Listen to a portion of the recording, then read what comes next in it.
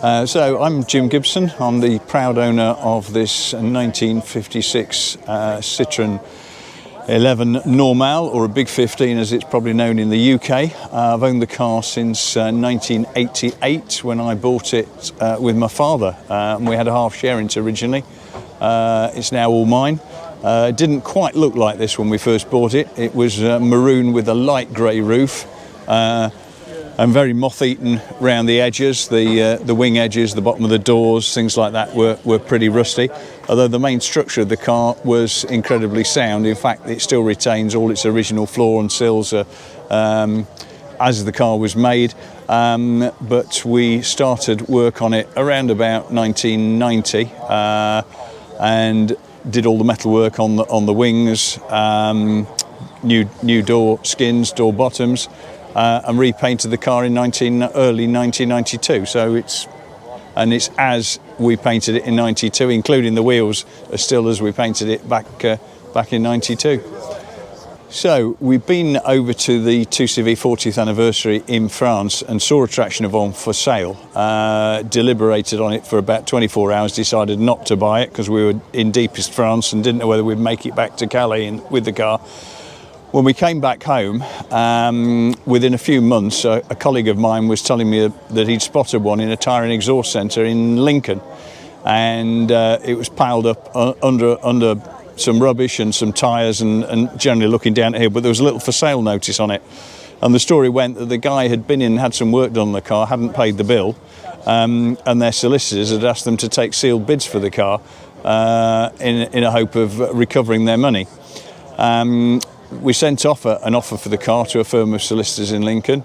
Didn't hear any more, so after a few weeks we inquired, and apparently at the 11th hour the man's mother had come with a cheque and paid the bill. Some 3 months later, I arrived home from work one day to find a car blocking the drive and a guy sitting on my front doorstep. And it was the very same owner, the person who we'd tried to buy the car from some 3 months previous. And he'd driven from his home in Lincoln to Nottingham, where we lived, and said, "Do I want to buy the car?" Of course, in the days prior to mobile phone and communication. We said, "Yeah, it might still be interested." He said, "Well, can you come this evening?" And I said, "Well, what tonight?" And this is kind of 6 o'clock in the evening. I was just got home. And he said, "Oh yeah, and can you come over tonight?" He said, I don't live in Lincoln anymore. I live in Newark, which is only halfway between Nottingham and... So it was nearer, it was half an hour away. So I rang my dad and said, "Do you want to fancy a ride out?" And he said, "Yeah, go on, let's go and have a look." So we went over and had a short test drive. We got to the end of the road when the car expired and we pushed it back to the man's drive. And he said, "Well, how much are you going to give me?" So I've done all this extra work. I've got it was registered, it was on a Q plate then. And he got it MOT'd and running. And we said, "Well, we made the offer to your solicitors." He said, "Oh no, it's ridiculous. It's worth a lot more than that." And so we said, "Come on, we'll go home." It was 8 o'clock at night. My dad said he's not going to sell it to anybody this evening. So we drove back to Nottingham. I've been in the house probably 10 minutes. Told my wife a little bit about the tale of what we'd found, and then 10 minutes later, there's a knock on the door, and the guy's there saying, I'll take the money, but can you come back in the morning and pick it up? So 8:30 the next morning, we've already borrowed a trailer from a friend of mine, and we're back at his house, and we're winching it on the trailer and paying him. And my dad said to him, he said, "Well, what do you do for a living then?" He said, "Oh, well, I'm a professional gambler, and I'm going to a card game in Scotland tonight, and I need the cash." And that is how we got our traction of all.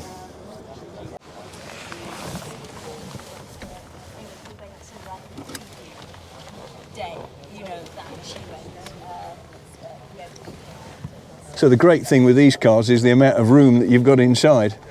If you look at the leg room in the back, is absolutely huge. You'd have to get a stretch saloon to get that amount of leg room these days. So the peculiarities of the French-built cars was that it was metal dashboard, very plain cloth seating. Whereas the English they built some cars at Slough, and those were built for the English market, so they have a traditional wood dashboard, leather seating, sliding steel sunroof, whereas the French cars were just a plain fixed roof. So you've got opening windscreen for your air conditioning. 3-speed gearbox, which was always, I guess the gearbox is always the Achilles heel of this particular model, because the gearboxes were a little weak, and obviously it was trying to do everything between getting you started and doing 60, 65 miles an hour. So 3 gears had to do everything.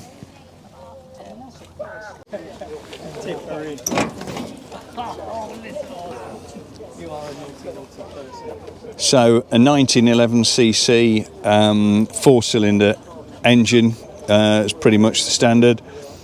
Slight nod to modern electrics with an alternator there, and it's been changed to 12 volt from the original 6 to make it easier to start and a little bit more usable.